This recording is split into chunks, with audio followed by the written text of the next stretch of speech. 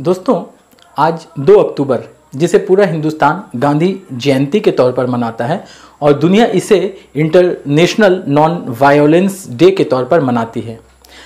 मगर अफसोस इस बात का है कि अमन के इतने बड़े पैगंबर होने के बावजूद भी गांधी जी को उनकी पूरी जिंदगी में कभी भी नोबेल का पीस अवार्ड उन्हें नहीं मिला, जबकि उन्होंने अपने अखबार के आर्टिकल में, अपनी किताबों में, अपनी किसी भी तकरीर में हमेशा उन्होंने अमन की बात की और उनकी पूरी तहरीक अमन पर मुबनी थी। जब भी किसी तहरीक को उन्होंने चलाया तो उन्होंने अदम तशद्दुद का ख्याल रखा, तशद्दुद से बचने के लिए अपने पैरोकारों को कहा और तमाम आंदोलन में जितने लोग भी शरीक होते थे सभी से वो अपील करते थे कि तशद्दुद का रास्ता नहीं अपनाना है।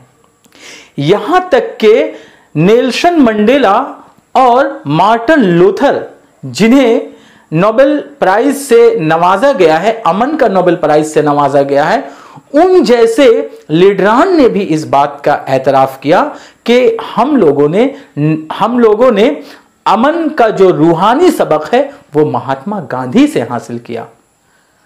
अब हैरानगी इस बात पर है कि जो लोग गांधी जी से मुतासिर होकर अमन के रास्ते पर चलते हैं उन लोगों को नोबेल का अमन इनाम मिलता है और महात्मा गांधी जो इसके बड़े उस्ताद माने जाते हैं, जो बड़े लीडर माने जाते हैं, अमन के पैगंबर माने जाते हैं, पूरी दुनिया इसको तस्लीम करती है, बावजूद इसके अमन कमेटी नोबेल कमेटी ने कभी भी उन्हें नोबेल प्राइज से नहीं नवाजा।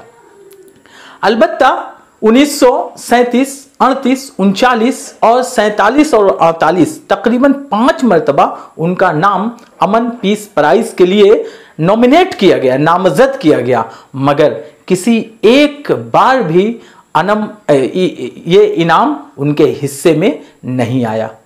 ये अफसोस की बात है। किसी न किसी बहाना के जरिया, कोई ना कोई वजह बनाकर उनके नाम को खारिज कर दिया जाता था। आज मैं कुछ ऐसी हकीकतें आपके सामने रखना चाहूंगा जिसे आपको भी जानना जरूरी है कि महात्मा गांधी और अमन का जो नोबेल का अमन प्राइज है और महात्मा गांधी को आज तक क्यों नहीं मिला, क्यों नॉमिनेट होने के बावजूद भी उनके हिस्से में यह इनाम नहीं आया। जेकब वारमुलर कहते हैं कि गर्चे के महात्मा गांधी ने अमन की बात की, अमन की तहरीक चलाई, मगर कभी भी उनकी कोई भी तहरीक तशद्दुद से खारिज नहीं थी। इसके लिए उन्होंने अदम ताउन तहरीक का भी मिसाल पेश किया कि अदम ताउन तहरीक में तो गैर तशद्दुद वाली ये तहरीक थी, मगर बावजूद इसके चौरी चौरा का वाकया रोनुमा हुआ। रॉलेट सत्याग्रह में भी यही हुआ कि हजारों की तादाद में लोग जालियानवाला बाग में पहुंच गए, जहां पर तकरीबन जो है 1200 से 1500 लोग जाबहक हो गए। ये मिसाल दिया जाता है, मगर मेरा मानना यह है कि महात्मा गांधी किसी भी तशद्दुद में डायरेक्ट इन्वॉल्व नहीं है। अगर यह बात है कि तहरीक चलाने की वजह से अगर खून खराबा हुआ है तो फिर मार्टिन लूथर किंग या फिर नेल्सन मंडेला, इन लोगों को भी अमन का नोबेल प्राइज नहीं मिलना चाहिए था, क्योंकि इनकी लड़ाइयों में भी बहुत सारे खून खराबे हुए थे। तो ये उसके बाद 1947 में जब उनका नाम नोबेल पीस प्राइज के लिए नामजद किया गया तो वहां 1947 में यह कहकर खारिज कर दिया गया कि चूंकि महात्मा गांधी की वजह से एक मुल्क का बंटवारा हो गया। उन्होंने सिक्के का एक पहलू देखा, एक रुख देखा, मगर उस वक्त जिस वक्त महात्मा गांधी ने पहले तो महात्मा गांधी बंटवारे के लिए राजी ही नहीं थे। उन्होंने यहां तक कह दिया था कि बंटवारा सिर्फ मेरे लाश पर ही मुमकिन है। मगर जब हालात बिगड़ गए, लोगों ने तशद्दुद का रास्ता इख्तियार करना शुरू कर दिया और जिन्नाह और पंडित जवाहरलाल नेहरू एकदम एग्रेसिव मूड में जब आ गए, तब महात्मा गांधी ने हामी भर ली बंटवारा के लिए।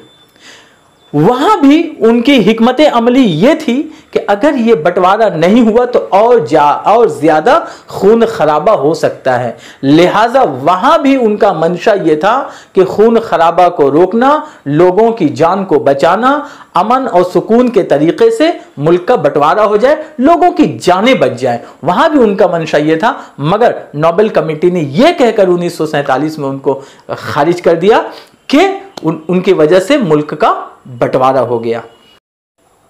1939 में एक मरतबा फिर उनके नाम का नामजद किया गया पीस प्राइज के लिए, नोबेल पीस प्राइज के लिए, मगर उनके नाम के नामजद से ठीक 4 दिन के बाद नाथूराम गॉडसे ने उनकी हत्या कर दी और फिर गांधी जी इस प्राइज पाते पाते महरूम रह गए। इस इनाम से, इस बड़े इनाम से वो महरूम रह गए।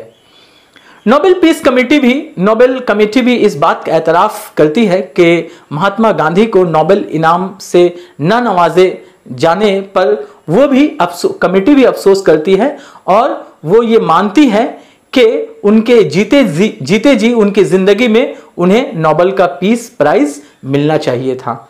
जबकि मदर टेरेसा को खुद हिंदुस्तान में, वो बाहर से आई, कलकत्ता में रही और अमन का काम किया एक खित्ता के लिए, एक इलाका के लिए। बाद में वो बैनुल अक़वामी शोहरत याफ्ता बन गई, उनको भी नोबेल का पीस अवार्ड मिला।